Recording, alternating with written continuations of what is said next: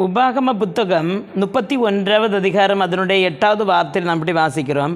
கர்த்தர் தாமே உனக்கு முன்பாக போகிறவர், அவர் உன்னோட இருப்பார், அவர் உன்னை விட்டு விலகுவதும் இல்லை, உன்னை கைவிடுவதும் இல்லை, நீ பயப்படவும் கலங்கவும் வேண்டாம் என்றார். அருமையான தேவனுடைய பிள்ளைகளை, இந்த வார்த்தை மோசே யோசுவாவோடு சொல்லுகிறது. அப்போ யோசுவா நமக்கு தெரியும், மோசே வந்துட்டு 80வது வயதிலே தன்னுடைய அந்த இஸ்ரேமில் இருந்து ஜனங்களை என்ன செய்கிற எகிப்து தேசத்திலிருந்து ஜனங்களை இஸ்ரேல் ஜனங்களை மீட்டு கொண்டு வழிநடந்து வந்தார். 40 வருட காலம் மறுபூமியில் இந்த ஜனங்களை வழிநடத்தி வந்தது மோசே தான். அப்போ அந்த மோசே செய்த ஒரு தவறு அப்படி சொன்னால், கர்த்தர் கொடுத்த கற்பலகைகளை அவர் பாறையில் எடுத்து உடைத்து போட்டார்.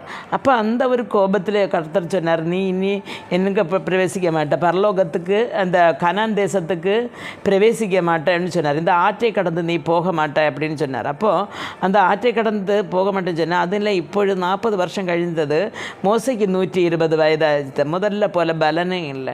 அப்போது கர்த்தர் சொல்லுகிறார், நீ யோசுவாவை விழித்து அவனுக்கு என்ன செய்த பொறுப்பை எல்லாம் ஒப்பட அப்படின்னு கர்த்தர் சொல்லுகிறார். இந்த மோசையும் யோசுவா விழித்து நடந்த காரியங்களை எல்லாம் சொல்லுகிறார். அந்த அத்தியாயங்களில் சொல்லுகிறார்.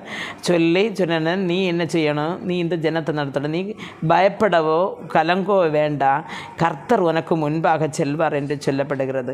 அருமையான தேவனுடைய பிள்ளைகளை, இதே மாதிரி தான் ஒரு நாள் இயேசு கிறிஸ்து இந்த உலகத்தில் வந்தார். நம்மை வழி நடத்தி செல்ல அவர் வந்தார். ஏன்னு சொன்னால், அவர் ஏன் இந்த பூமியில் வந்தார் என்று சொன்னால், இந்த ஆதாம் ஏவாள் மூலமாக நமக்கு நஷ்டப்பட்ட பரலோக பாக்கியத்தை நமக்கு மீண்டும் திருப்பி கொடுக்க தான் இந்த ஆண்டவர் இந்த பூமியில் என்ன செய்திருக்கிறார், வந்திருக்கிறார். ஆனால் ஒரு நாள் வந்து அப்படி ஒரு தேவன் உண்டு என்றும், அப்போது அவரில் கூட பரலோகத்துக்கு போகலாம் என்று இந்த உலக மக்களோடு அவர் என்ன செய்தார் சொன்னார்.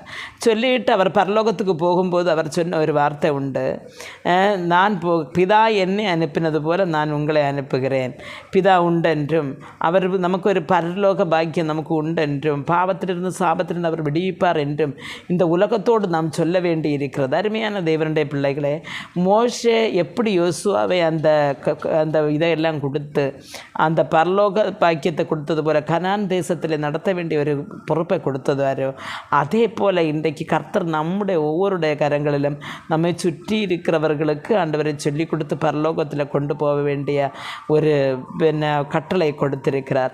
அதனால் அருமையான தேவனுடைய பிள்ளைகளை, நாம் என்ன செய்ய வேண்டும், கர்த்தருக்கு சாட்சியாய் நாம் அநேகரை பரலோக கானான் இன்னைக்கு நடத்துவதற்காக அந்த ஒரு ஞானத்தை கர்த்தரிடத்தை பெற்று வாங்கி அப்படி போகிறவர்களாக இருக்க வேண்டும். கர்த்தர் தாமே ஒவ்வொருவரையும் ஆசீர்வதிப்பாராக.